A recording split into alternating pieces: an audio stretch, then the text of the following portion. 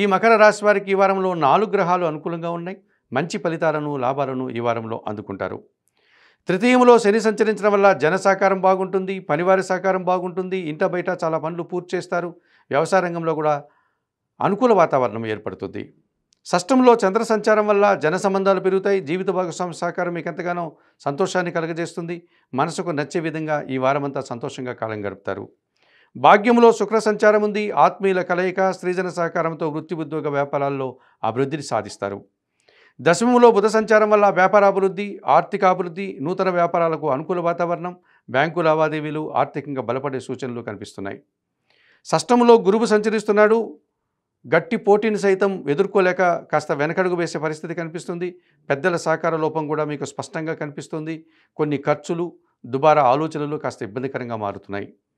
ఈ రాశి వారికి వారంలో ఆది, సోమ, మంగళ, బుధవారాలు అనుకూలంగా ఉన్నాయి.